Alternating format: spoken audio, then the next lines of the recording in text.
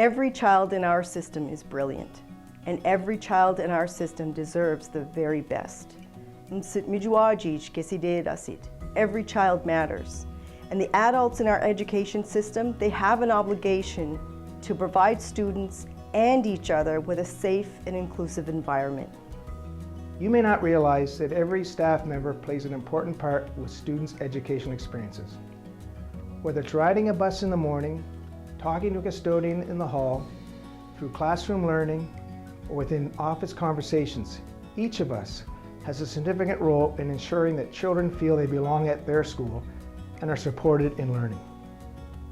All of our staff members are essential in the big picture of creating a culture where we work together to break down historical and systemic barriers. In an ideal world, this is happening.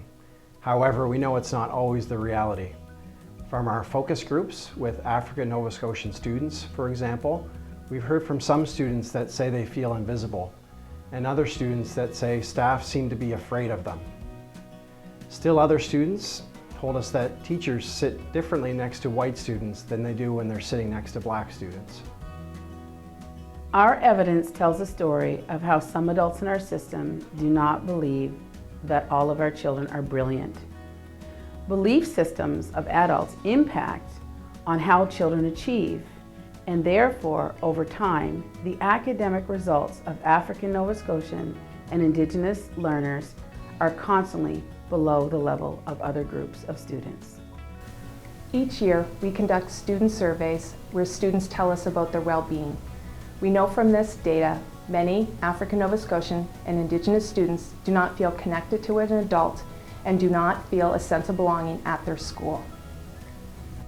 When we look at our grades 7 to 12 data, we know that we are suspending more African Nova Scotian students and students of Indigenous ancestry. We also know that we're placing more Black or Indigenous students on individual program plans. Each of these examples shows systemic barriers and systemic racism within our region. And that's why, for the past 2 years, we've been deepening our understanding of what it means to be an ally. The first step is to accept diversity, accept our own bias, and accept that there's a whole bunch of stuff that we didn't learn in school about historically marginalized communities. The next part is to listen and learn, and that's why this learning plan for the year is so exciting. We get the opportunity every month to listen and learn to first-person Indigenous and African Nova Scotian voice. The last part is the you, and your commitment to engage in this learning with an open heart and an open mind. For this year, this priority is in our business plan. Our commitment is to ensure all employees enhance their cultural competencies and enhance their foundational understandings of the impacts of personal and systemic bias. This is why together we're embarking on ongoing professional learning. Each school month we will be focusing on either Indigenous or African Nova Scotian learning, targeted for us, the adults in the system. We want to better understand how together we can work towards equity and reconciliation. It's time for us all to do better, for each student, for each other, and for each community.